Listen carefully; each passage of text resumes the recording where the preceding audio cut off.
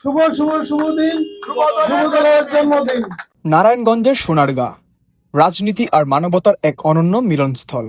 বিএনপির কেন্দ্রীয় নির্বাহী কমিটির সদস্য, নারায়ণগঞ্জ-৩ সোনারগাঁ সিদ্ধিরগঞ্জ আসনের মনোনয়ন প্রত্যাশী ও সোনারগাঁ থানা বিএনপির সভাপতি আজহারুল ইসলাম মান্নান আজ এক কথায় বুঝিয়ে দিলেন, যুবদল মানেই মানবতার প্রতীক।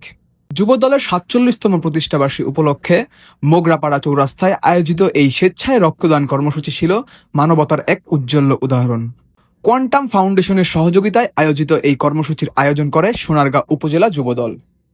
জনাব আজহারুল ইসলাম মান্নান বলেন, যুব সমাজের দায়িত্ব শুধু পরিবর্তনের স্বপ্ন দেখা নয়, বরং সেই পরিবর্তনে নিজের ভূমিকা রাখা।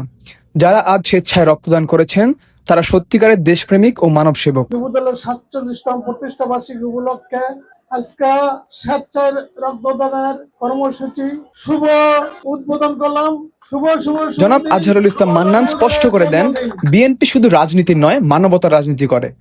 তার ভাষায়, আমরা চাই একটি সুস্থ সমাজ যেখানে প্রতিটি তরুণ নিজের দায়িত্ববোধ থেকে অন্যের পাশে দাঁড়াবে। অনুষ্ঠানে উপস্থিত ছিলেন নারায়ণগঞ্জ জেলা যুবদলের সিনিয়র যুগ্ম আহ্বায়ক খায়রুল ইসলাম সজীব, সোনারগাঁ থানা বিএনপির যুগ্ম সাধারণ সম্পাদক আতাউর রহমান প্রধান, পৌর বিএনপির সহসভাপতি জাহাঙ্গীর আলম, সিনিয়র যুগ্ম সাধারণ সম্পাদক সাদেকুর ইসলাম সেন্টু। এছাড়া উপজেলা বিএনপির সাংগঠনিক সম্পাদক নিজামুদ্দিন, প্রচার সম্পাদক সেলিম হোসেন দীপু, মুক্তিযোদ্ধা বিষয়ক সম্পাদক মাজহারুল ইসলাম মানিক এবং জেলা স্বেচ্ছাসেবক দলের যুগ্ম আহ্বায়ক রুবেল হোসেন সহ আরও অনেকে। কর্মসূচি শেষে সোনারগাঁ যুবদলের উদ্যোগে একটি বিশাল আনন্দ র্যালি অনুষ্ঠিত হয়, যেখানে অংশ নেন শত শত নেতাকর্মী, মানবতার সেবায় অঙ্গীকারবদ্ধ এক ঐক্যবদ্ধ যুবদল।